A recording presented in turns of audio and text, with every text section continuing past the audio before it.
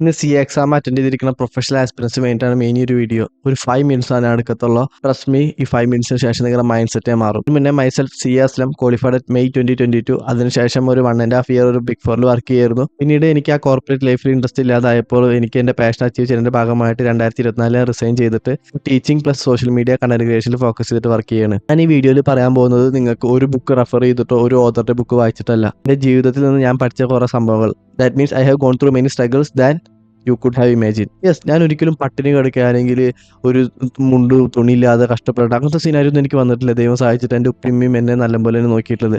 Mentally ഞാൻ ഒരുപാട് struggle അനുഭവിച്ചിട്ടുണ്ട്. കാരണം എൻ്റെ ഗോളേ ഡിഫറെൻ്റ് ആണ്, അല്ലെങ്കിൽ എൻ്റെ ആഗ്രഹങ്ങളെ ഡിഫറെൻ്റ് ആണ്. ഒരുവിധം എല്ലാവർക്കും ഡിഫറെൻ്റ് ആയിട്ടുള്ള ഗോളുണ്ട്, ആഗ്രഹങ്ങളുണ്ട്. പക്ഷേ ഒരു പകുതിയിലും അല്ലെങ്കിൽ പകുതിയിലും താഴെയുള്ള ആൾക്കാരാണ് ആഗ്രഹത്തിന് വേണ്ടിയിട്ട് റിയലി വർക്ക് ചെയ്യാറുള്ളൂ. അതിൽ വർക്ക് ചെയ്യാതിരിക്കാനുള്ള മെയിൻ ഒരു കാരണം എന്ന് വെച്ച് കഴിഞ്ഞാൽ മെജോറിറ്റി കാരണവും ബാക്കിയുള്ളവരുടെ വിചാരവും അല്ലെങ്കിൽ ബാക്കിയുള്ളവരുടെ ജഡ്ജ്മെൻറ്റും ഒക്കെ പേടിച്ചിട്ടാണ്. അതൊക്കെ എനിക്കുണ്ടെങ്കിൽ പോലും ഞാൻ അതൊക്കെ ഓവർകം ചെയ്തിട്ട് അല്ലെങ്കിൽ ആ ഒരു എൻ്റെ റിയൽ ആഗ്രഹത്തിന് വേണ്ടിയിട്ടാണ് എൻ്റെ ജീവിതത്തിൽ ഞാൻ ആഗ്രഹിച്ചിട്ടുള്ള റിയൽ ആഗ്രഹത്തിന് വേണ്ടിയിട്ടാണ് ഫോർ ദ ടൈം ബിങ് ഞാനിപ്പോൾ വർക്ക് ചെയ്തുകൊണ്ടിരിക്കുന്നത്. പക്ഷേ ആ ഒരു വർക്കിങ്ങിനായാലും എന്നെ മെയിൻലി സഹായിച്ചിട്ടുള്ള ഒരു സംഭവമാണ് ഈ ചാർട്ടേഡ് അക്കൗണ്ടൻസി എന്ന് പറഞ്ഞു കഴിഞ്ഞാൽ. കാരണം ഇതെന്നെ മെൻ്റലി ഒരുപാട് സ്ട്രോങ് ആക്കി തന്നിട്ടുണ്ട്. നമ്മളൊരു മലയാളിയാണ്, നമ്മൾ മല്ലൂസാണ്, നമ്മൾ മിഡിൽ ക്ലാസ് പിള്ളേരാണ്. നമുക്ക് നമ്മൾ ആഗ്രഹിക്കുന്ന സാധനം തന്നെ ആദ്യം വർക്ക് ചെയ്യാൻ പറ്റിക്കൊള്ളുന്നില്ല. കാരണം നമ്മുടെ നാട്ടുകാരും അതിന് പറ്റിയിട്ടുള്ള ആൾക്കാരല്ല. അപ്പോൾ നമ്മൾ നമ്മുടെ റിയൽ ആഗ്രഹത്തിന് വേണ്ടിയിട്ട് ചിലപ്പോൾ നമുക്ക് ഇഷ്ടമില്ലാത്തൊരു ആഗ്രഹം ചിലപ്പോൾ ഫുൾഫിൽ ചെയ്യേണ്ടി വന്നേക്കാം. അതിനൊരു എക്സാമ്പിളാണ് എൻ്റെ ചാർട്ടേഡ് അക്കൗണ്ടൻസി ഞാൻ ഫുൾഫിൽ ചെയ്തത്. കാരണം എൻ്റെ ആഗ്രഹത്തിന് വർക്ക് ചെയ്യാന്ന് പറഞ്ഞു കഴിഞ്ഞാൽ എനിക്ക് തുടക്കത്തിൽ ഏണിങ്സ് ഒന്നും കിട്ടത്തില്ല. അപ്പോൾ ഒബ്വിയസ്ലി എനിക്ക് ഏണിങ്സ് ആവശ്യമുണ്ട്. അപ്പോൾ അതിന് വേണ്ടിയിട്ട് എന്നെ ഹെൽപ്പ് ചെയ്തിട്ടുള്ള ഒരു കോഴ്സാണ് CA എന്ന് പറഞ്ഞു കഴിഞ്ഞാൽ. എൻ്റെ ആഗ്രഹത്തിനെ സപ്പോർട്ട് ചെയ്യുന്ന ഒരു കോഴ്സാണ് CA. ബട്ട് ഒരിക്കലും ഇന്ന് ഞാൻ ഈ വർക്ക് ചെയ്യുന്ന ആഗ്രഹങ്ങൾ എനിക്ക് കുറേ കൊല്ലങ്ങൾക്ക് മുന്നേ വർക്ക് ചെയ്യാൻ പറ്റും ഒരു ഐഡിയ ഉണ്ടായിരുന്നില്ല. അതൊക്കെ ഞാൻ പറഞ്ഞു വന്നതെന്ന് വെച്ച് കഴിഞ്ഞാൽ നമ്മളെ ആഗ്രഹങ്ങളാണ് നമ്മൾ ഏതൊരു സിനാരിയോയിലും നമ്മളെ മുന്നോട്ട് കൊണ്ടുപോകാൻ സഹായിക്കുന്നത്. അത് എത്ര ബുദ്ധിമുട്ടുള്ളതായാലും എത്ര കഷ്ടപ്പെടേണ്ടതായാലും എത്ര ഡിസ്കസ്റ്റിംഗ് ഉള്ള സിനാരിയോ ആയാൽ പോലും. എനിക്ക് നിങ്ങളുടെ മാനസികാവസ്ഥ വളരെ നന്നായിട്ട് അറിയാം. നിങ്ങൾ ഇന്റർ ആയിക്കോട്ടെ ഫൈനൽ ആയിക്കോട്ടെ, കാരണം ഇത് രണ്ടും കഴിഞ്ഞിട്ടാണ് ഞാൻ വന്നിട്ടുള്ളത്. Even if it is old syllabus. നിങ്ങളുടെ മനസ്സിലുള്ള പല കാര്യങ്ങളും ഞാൻ പറയട്ടെ. ഞാൻ ഒരുപാട് എഫേർട്ട് ഇട്ടിട്ടുണ്ട്, പഠിച്ചിട്ടുണ്ട്. നാട്ടുകാരുടെ എക്സ്പെക്ടേഷൻ, വീട്ടുകാരുടെ എക്സ്പെക്ടേഷൻ, ഞാൻ പാസ്സായില്ലെങ്കിൽ അവർക്കുള്ള വിഷമം, പാസ്സായില്ലെങ്കിൽ പലരുടെയും സന്തോഷം, എനിക്ക് തന്നെ എന്നോടുള്ള പുച്ഛം, കുറേ അറ്റംപ്റ്റായി ഞാൻ എഴുതുന്നു, ഞാൻ പഠിച്ച രീതി ശരിയാവണില്ലേ, അല്ലെങ്കിൽ ആകെ മൊത്തം ഒരു ഉറങ്ങാനും പറ്റുന്നില്ല, ഇരിക്കാനും പറ്റുന്നില്ല, നടക്കാനും പറ്റുന്നില്ല, ആകെ മൊത്തം ഒരു അസ്വസ്ഥത എല്ലാത്തവരും ഉണ്ടായിരിക്കാം. ബട്ട് ഞാൻ ഈ പറഞ്ഞൊരു കേസാണ് കൂടുതൽ ആൾക്കാർക്ക് ഉണ്ടാവുക. റിലാക്സ്. എനിക്കും ഉണ്ടായിരുന്നു, എല്ലാവർക്കും ഉണ്ടാവും. കാരണം നമ്മൾ ഹ്യൂമൻസ് ആണ്. നമുക്ക് ഒരിക്കലും ഫ്യൂച്ചർ 100% പ്രെഡിക്റ്റ് ചെയ്യാൻ പറ്റത്തില്ല. നമ്മുടെ കൺട്രോളുള്ള സാധനം എന്ന് പറഞ്ഞു കഴിഞ്ഞാൽ നമ്മളിടുന്ന ഹാർഡ് വർക്ക് മാത്രമാണ്. ബിലീവ് മീ, നിങ്ങൾ നിങ്ങളുടെ 100% എഫേർട്ട് ഇട്ടിട്ടുണ്ടോ, നിങ്ങൾക്ക് കിട്ടും. റയറായിട്ട് മാത്രം ആ ഒരു എഫേർട്ട് ഇട്ടിട്ടും കിട്ടാത്ത ആൾക്കാരുണ്ടായിരിക്കും. അത് നമുക്ക് പോസിറ്റീവായിട്ട് ചിന്തിക്കാം. നമുക്കിതിനേക്കാളും നല്ലത്, അല്ലെങ്കിൽ ഇതിൽ നിന്ന് ഞാനൊരു പാഠം പഠിക്കാനുണ്ടായിരുന്നു, ആ പാഠം പഠിച്ചാലാണ് എൻ്റെ സക്സസ് എനിക്ക് കുറേ കാലത്തേക്ക് സ്റ്റെബിലൈസ് ആയിട്ട് കിട്ടത്തുള്ളൂ. അതിൻ്റെ കാരണമായിട്ടായിരിക്കാം ഞാൻ ജയിക്കേണ്ട ഒരു സിനാരിയോ ആണെങ്കിൽ പോലും ഞാൻ തോറ്റിട്ടുണ്ടായിരിക്കാം. അങ്ങനെ പോസിറ്റീവായിട്ട് ചിന്തിക്കുക എന്നുള്ള ഒരു സിനാരിയോ മാത്രമേ ഉള്ളൂ. ഞാൻ എൻ്റെ ഒരു എക്സാമ്പിൾ പറയാം. എനിക്ക് CA പാസ്സാവണമെന്ന് എൻ്റെ 22-ാം വയസ്സിൽ എനിക്ക് വളരെ നല്ല ആഗ്രഹമായിരുന്നു. ഞാൻ അതിന് ഒരുപാട് എഫേർട്ട് ഇട്ടുണ്ടായിരുന്നു. 22-ാം വയസ്സിൽ എനിക്ക് CA പാസ്സാവണം. കാരണം എനിക്ക് CA പാസ്സായാലാണ് ഒരു ജോബിന് കയറാൻ പറ്റത്തുള്ളൂ. ജോബിന് കയറിയാലാണ് എനിക്ക് ഫണ്ട് കയ്യിലുണ്ടാവുള്ളൂ. അങ്ങനെ ഫണ്ട് കയ്യിലുണ്ടെങ്കിലാണ് നമുക്ക് നാട്ടിന് മുന്നിൽ ഒരു വില ഉണ്ടാവുള്ളൂ, നമുക്ക് നമ്മുടെ ആഗ്രഹത്തിന് വർക്ക് ചെയ്യാൻ പറ്റത്തുള്ളൂ. CA പാസ്സാവുന്നതിന് മുന്നേ കണ്ടന്റ് ക്രിയേഷൻ അല്ലെങ്കിൽ ഈ ഫിറ്റ്നസ് റിലേറ്റഡ് കണ്ടന്റ് എന്നൊക്കെ പറഞ്ഞു കഴിഞ്ഞാൽ വിലയിരിക്കും. ആൾക്കാർക്ക് ഒരു വില ഉണ്ടായിരിക്കില്ല. ഇവന് പഠിക്കാൻ പറ്റാത്തതുകൊണ്ട് ഇങ്ങനെ തുള്ളിച്ചാടി നടക്കുകയെന്ന് പറഞ്ഞിട്ടുമുണ്ട്. അതുകൊണ്ട് തന്നെ എനിക്ക് CA പാസ്സാവണമായിരുന്നു വേഗം. കാരണം എനിക്ക് ഫണ്ട് കയ്യിൽ വരണം. അപ്പം അതിൻ്റെ ഭാഗമായിട്ടാണ് 1.5 കൊല്ലം ഞാൻ KPMG വർക്ക് ചെയ്തത്. പറഞ്ഞു വന്നത്, നിങ്ങൾക്കിപ്പോൾ വളരെ ഡിസ്കസ്റ്റിംഗ് അല്ലെങ്കിൽ സ്ട്രെസ്ഡ് അല്ലെങ്കിൽ ഡിഫിക്കൽറ്റി മൈൻഡ് സെറ്റ് ഉണ്ടായിരിക്കും. ഒക്കെ അത് അനുഭവിക്കണം. അത് അനുഭവിച്ചാലാണ് നമ്മൾ സ്ട്രോങ് ആവത്തുള്ളൂ. ഒരു മൺകൂമ്പാരുണ്ടാക്കി അതിൽ കുറച്ച് വെള്ളം ഒഴിച്ചിട്ട് കുറച്ച് കഴിഞ്ഞ് നോക്കി നോക്കുക, ആ മണ്ണ് ഭയങ്കര സ്ട്രോങ് ആയിട്ടായിരിക്കും. എന്നാൽ ഒരുപാട് വെള്ളം ഒറ്റ സമയം ഒഴിച്ച് കഴിഞ്ഞാലോ ആ മണ്ണ് ഫുൾ ഒലിച്ചു പോകും. നമ്മുടെ ജീവിതം എന്ന് പറഞ്ഞാൽ അതുപോലെ തന്നെയാണ്. നമുക്ക് വിഷമങ്ങൾ ഉണ്ടാവും, സ്ട്രഗിൾ ഉണ്ടാവും, പെയിൻ ഉണ്ടാവും. ആൾക്കാർ നമ്മളെ മൈൻഡ് ചെയ്തിരിക്കും അല്ലെങ്കിൽ കളിയാക്കും. നമ്മുടെ പെയിനാണ്. അതൊക്കെ ഈ മണ്ണിലേക്ക് വീണ ചെറിയ വെള്ളത്തുള്ളികളാണ്. അതൊക്കെ നിങ്ങൾ റീറ്റെയിൻ ചെയ്ത് വെക്കണം. എന്തിന്? നിങ്ങളെ പിന്നീട് സ്ട്രോങ് ആക്കാൻ വേണ്ടിയിട്ട്. പറയുമ്പോൾ വളരെ എളുപ്പമാണെന്ന് അറിയാം. ബട്ട് ആ ഒരു പ്രോസസ്സിലൂടെ പോകുമ്പോൾ ഡിഫിക്കൽറ്റി തന്നെയാണ്. ഞാനത് പോയിട്ടുണ്ട്, ഞാനത് കടന്നിട്ടുണ്ട്. ഇന്ന് ഞാൻ ജോബിൽ നിന്ന് ഇറങ്ങി. ഒരു മുസ്ലിം റിലീജിയനിലാണ്. ഈ ഒരു പ്രായത്തിൽ കല്യാണത്തിലൊക്കെ ഭയങ്കര പ്രശ്നം ഉണ്ടായിരിക്കും. എന്നിട്ട് ഞാൻ അതൊന്നും നോക്കാതിരിക്കുന്നത്, എനിക്ക് ടെൻഷൻ ഉണ്ട് എന്നുണ്ടെങ്കിൽ പോലും എൻ്റെ കണ്ണിലൊരു കോൺഫിഡൻസ് എന്തുകൊണ്ടാന്ന് വെച്ച് കഴിഞ്ഞാൽ ഞാൻ ഒരുപാട് കാര്യങ്ങൾ അച്ചീവ് ചെയ്തിട്ടുണ്ട്.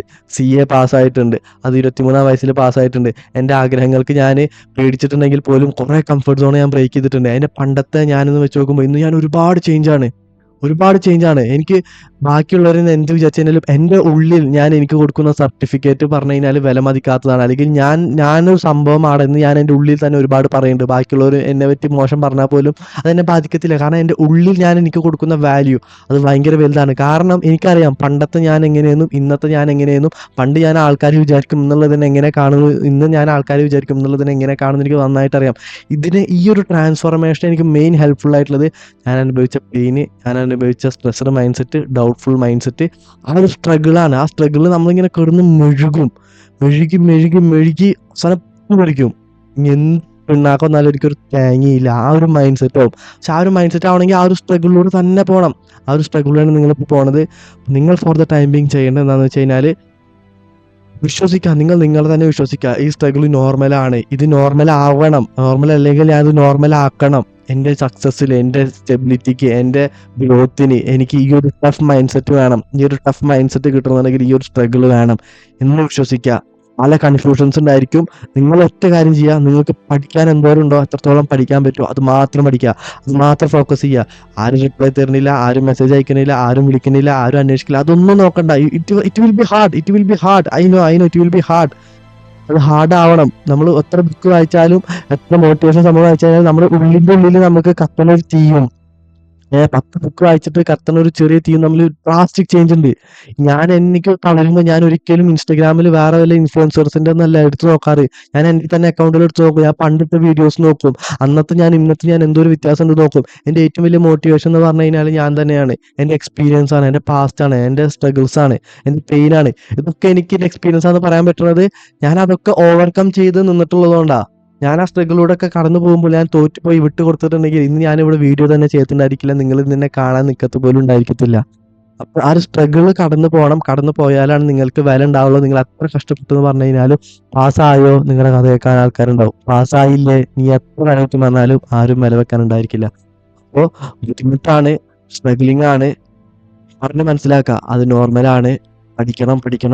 ഈ ഒരു ദിവസം പഠിക്കുന്നതിന്റെ അത്ര 7 അതിനകത്ത് വരത്തില്ല. ഏതൊരു ദിവസം എപ്പോൾ ഇരുന്ന് പഠിച്ചാലും എക്സാമിന്റെ ഇടയിലാണ് ഒരു 5 മിനിറ്റ് നിങ്ങളുടെ സമയം എടുത്തിട്ടുള്ളൂ. ഇത് പറയുന്നത് എന്താണെന്ന് വെച്ചാൽ നിങ്ങൾക്ക് ഒരു മൈൻഡ് സെറ്റ് ഉണ്ടായിരിക്കണം. ഈ വീഡിയോ കഴിയുമ്പോൾ പഠിക്കണം. എന്തിരുന്നാലും മഴയായാലും വെയിലായാലും ആര് മെസ്സേജ് അയച്ചാലും ആര് റിപ്ലൈ തന്നില്ലെങ്കിലും ആര് അന്വേഷിച്ചാലും ആര് അന്വേഷിച്ചില്ലെങ്കിലും എൻ്റെ ആവശ്യമാണ്, എൻ്റെ റെസ്പോൺസിബിലിറ്റിയാണ്, എൻ്റെ ആഗ്രഹം അച്ചീവ് ചെയ്യുക എന്നുള്ളത്. അതിന് വേണ്ടിയിട്ട് ഞാൻ പഠിക്കണം, ഞാൻ എഫേർട്ട് ഇടണം. Even if it hurt, even if it is sad, even if it is happy, even if it is whatever it is, ഞാൻ പഠിക്കണം. അതെനിക്ക് എത്രത്തോളം മാക്സിമം പറ്റുമോ അത്രത്തോളം പഠിക്കണം. അതാണ് എൻ്റെ കൺട്രോളിലുള്ള സാധനം.